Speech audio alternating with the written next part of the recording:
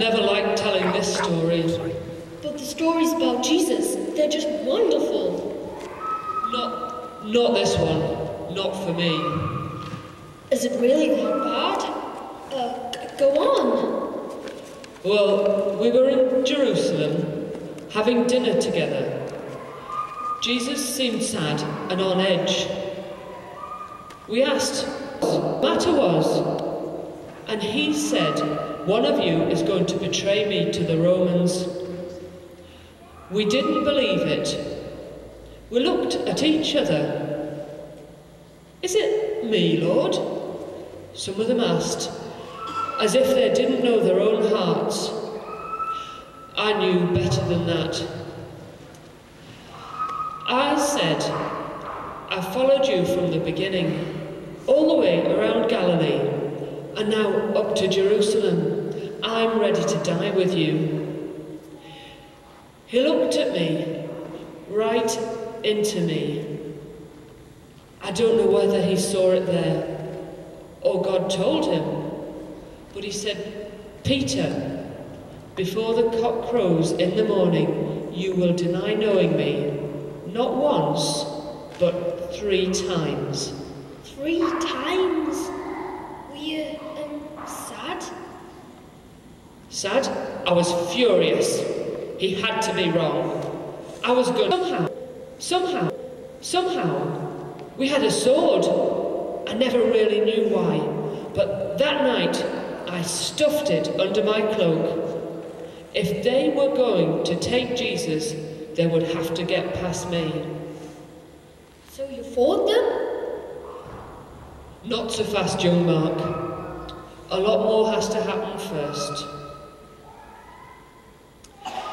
We left the city that evening to get away from the heat and the crowds. Jesus was getting more burdened all the time. He went off to pray for a while.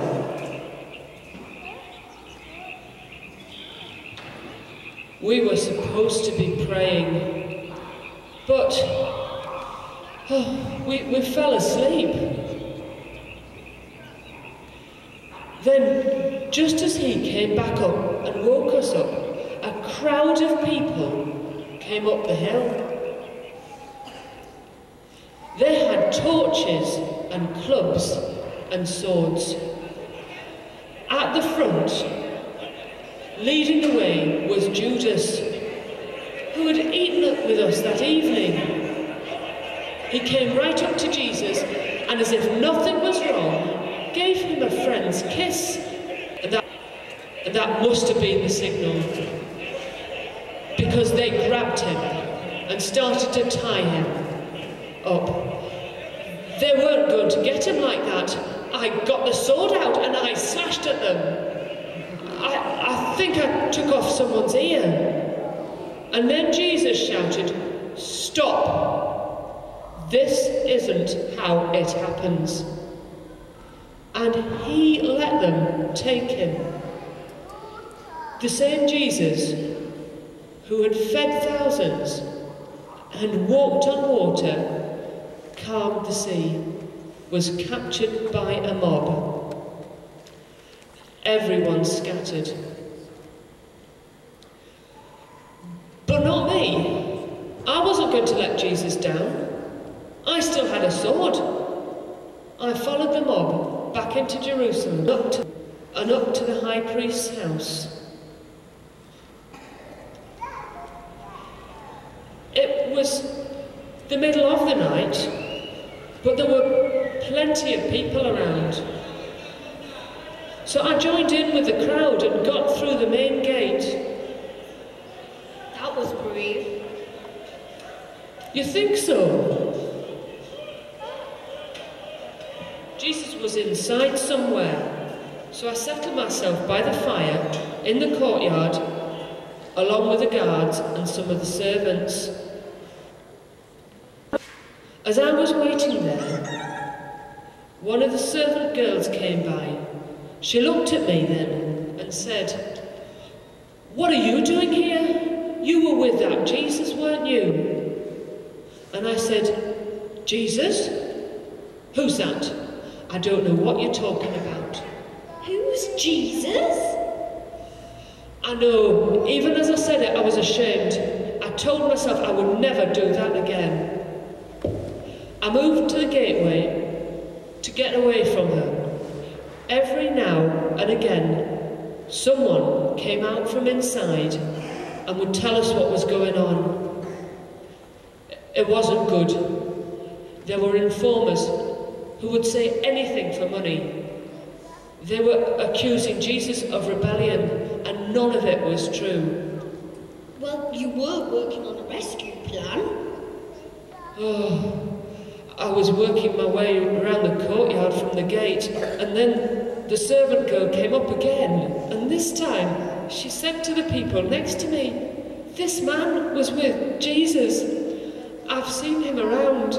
I know he is." And I said, "I don't know what you're talking about. I've never even seen that Jesus before, let alone been with him." Again? Oh, some of the guards came out and they were laughing. They were laughing about how they tormented and beaten Jesus. They warmed themselves at the fire. One of the men around the fire had been looking at me for a while. "You're from Galilee," he said. "I don't care what you say. You must be with him." The soldiers were so close. And I said, "What are you talking about? God, strike me down if I've ever seen that fool before in my life." From somewhere on the walls a cock crowed, and I remember, "Peter, before the cock crows in the morning, you will deny knowing me, not once, but 3 times. Oh, Peter. I stumbled out of the courtyard and into the alleyway. I broke down and I cried. They took Jesus away and they sentenced him. They sentenced him to death.